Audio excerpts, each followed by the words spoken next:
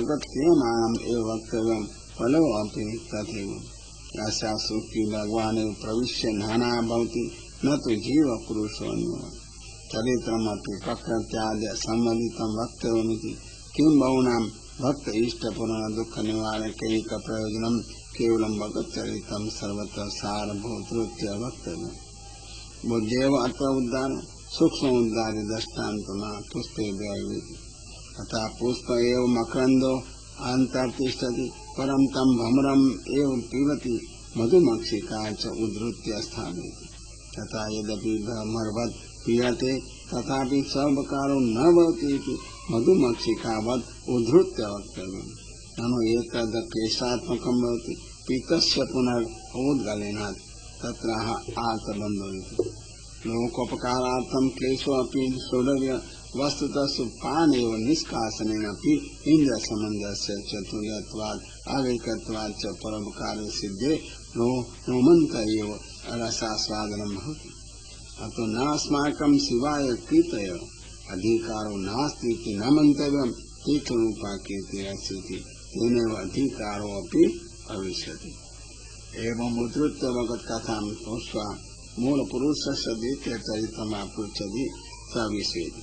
यः पूर्वोक्तः स एव कार्यान्तरार्थे अवतीर्ण तस्य चरितं प्रथमं पुष्पमिति। अन्ते सर्वस्यापि विश्वस्य जन्मस्थिते संवार्थे यः कुत अवतार परम पुरुष वृष्टिनां च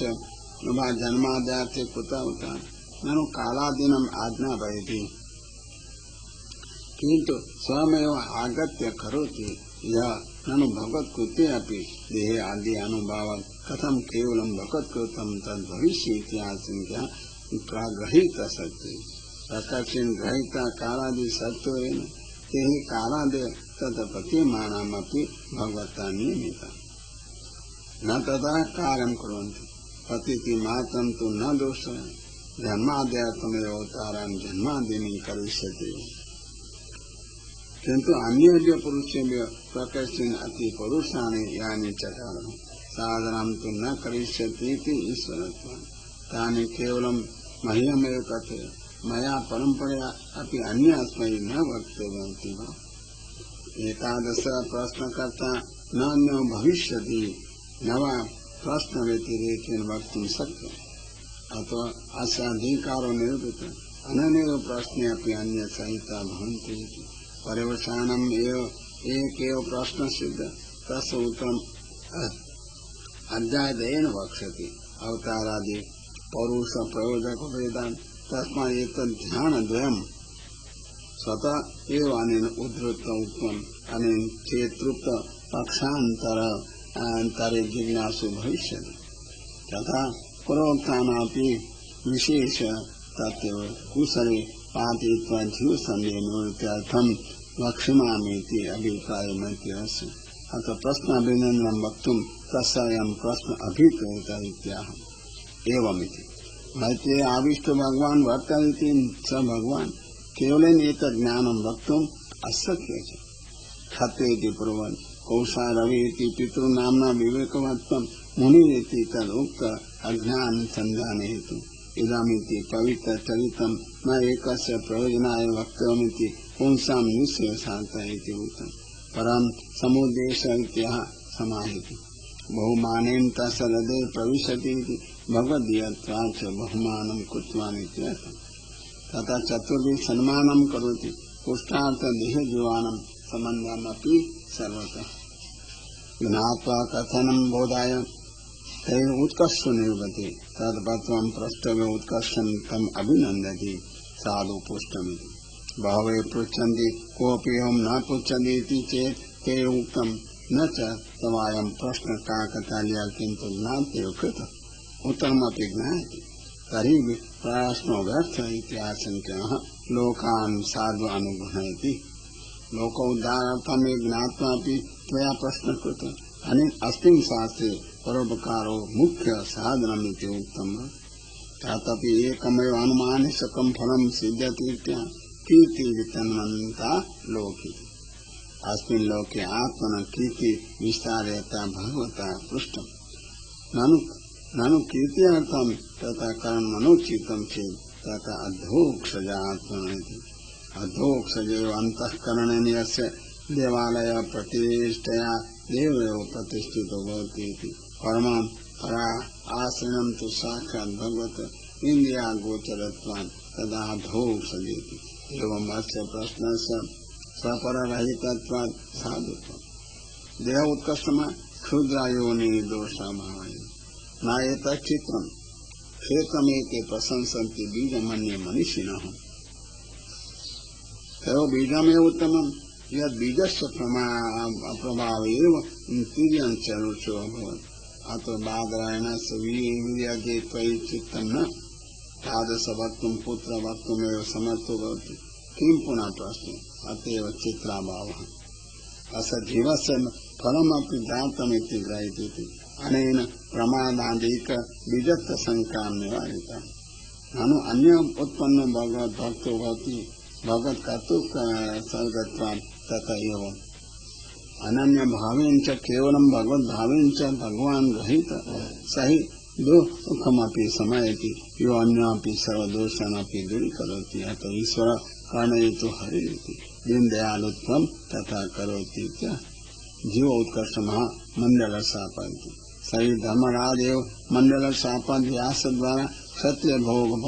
पत्न्यां जातः मांडल्यो हि यमेन अज्ञानात् दण्डितः कश्चित् राज्ये चौरः सः मांडल नाम ऋषि तत् कुर्वाण शूले आरोपितः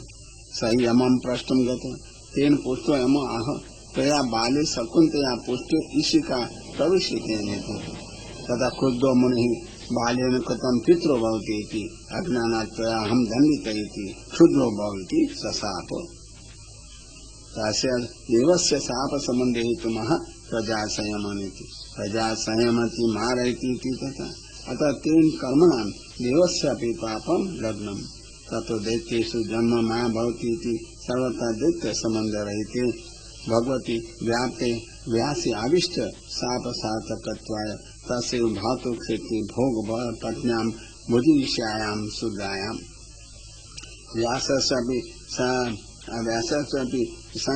संक्रमण योग्यार्थं सत्यवती श्रुति इति उक्तम् उपरि 4 वर्षो बीजात्मस्य योनो जातः केवलाधिपति दासेन परिपालिता दासकन्या सत्यवती ही तस्य पुत्रात् व्यासः जादिति भगवद्गीता तेन प्रकृतोपयोगी त्वं महत्त्वमः भवानिति नित्यं भगवान् भगवतः सम्मत सेवक सहितस्यापि वैष्णवानामपि सुसम्मतं यदा सानुगस्यति सर्वथा सम्मते इदानीं स्मरणात् अवश्यते सेवकापि विस्माद् विदुरेण महामनायति च वाक्यान्ते भवन्तं भजति तदेतुमः यज्ञानदेशायति यस्य तव ज्ञानोपदेशार्थं भगवान् ममादिशत् चकारात् त्वया स्वयमपि स्मरणेन उपदिष्टवान् भगवान् इति स्मरणयतु व्रजनीति तस्य आवश्यकत्वं देवतासुरोत्पत्ति विहितेति व्यासस्य भातृपत्नी गमनं न दोषम् तस्य च राग संबंध भाव प्रयोजक इति अग्निहोत्रादिवत् कलो निषेध एवं तस्य अभिनन्दनं मुक्त्वा तत्पुष्पं भगवल्लीलामाहम् अथेति लोक प्रसिद्धि भिन्न प्रकार इति अर्थ शब्द केवलं भगवत निमित्त चरित्रं वेदेव तथापि तुभ्यं तद्वक्तव्यं न भवति इति योग माया प्रमाणिता भगवल्लीला वद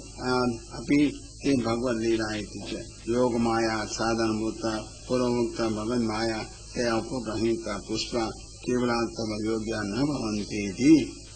तत्रापि अंतिमं प्रश्न उपहार उच्यते विश्वस्य स्थिति उद्भवा अयो अर्थ प्रयोजनानि यासन्तः पूर्वेण कर्मणां वर्णयास्यामि भगवल्लीला मनो अनुरञ्जकत्वेन स्नेहजनकत्वं योगमाया प्रभाणितेति आश्चर्यरूपात्वात् च अद्भुतं बुद्ध्यन्तरं स्मरणात् एव उच्यते विश्वोत्पत्त्यादिकं तु महात्मज्ञानार्थम् आनु पूर्वे तु बौद्धसंकर्याय एवं सति भक्ति भवति अनेन भगवत् कर्तृत्वात् लीलेनैव सर्वदोषमः पुरुषोत्तमत्वाय च लीला उपाये संबन्धयति न सापगति तस्य च कर्तृत्व प्रविष्ट किन्तु सहभाव मात्रम् अन्यथा सर्ववशीकरणं न स्यात् विश्वस्य रूपं वक्तव्यं तदेकं भगवद्रूपं तदा तासां लीलायां तदुत्पत्त्यादयो निषिद्धा सिद्धा एव मया परम कीर्तन्ते न तो कविवद् भन्नन्ते इति अनुपूर्वी निर्विदा एवं प्रतिज्ञाय श्रोतारं सावधानं विदाय विश्व उत्पत्ति निरूपणार्थं पूर्वोत्तरम् अवस्थामाह भगवान एक आसीदेति च इदं सर्वं जगत् पूर्वं भगवान एव आस्त शुद्धात् शून्यं भगवन् लीला भगवतेनैव प्रकारेण भवति योगमाया प्रमाणिता तो इदं जगदेक रूपं भगवत प्रवाहनादि प्रकारेण आविर्भाव तिरोभाव युक्तम् आभ्यन्तरं वर्तते तिरोभावे तद् भगवानेव भवति तथा लवणं जलमेव भवति तथापि न तयोः स्वरूपैक्यं तस्य मिष्टरस अस्य च लवणं परं विवेचयितुं न शक्यमिति भगवत्वं तदा इदं जगत् अग्रसृष्टे पूर्वं भगवानेव आसन् अनन्तमूर्तौ च भगवती न तस्य तिरोगः किन्तु एकस्मिन् आसति तत्र न भगवत्कर्तव्यता साचि विलीनं लवणं जले स्वतः भवति तथा पृथक्करणं तु महत्कठिनं भगवत् एकसाध्यम् अतः इदं भगवच्चरितम् उच्यते स्वयं तथा भवने भिन्नतया उत्पादनेन वा योगिवद् मणिवत् न कोऽपि प्रयासः न जीवानां तदानन्तेनां चिद्रूपत्वं कथम् एकस्मिन् लयः तत्र आत्मनमिति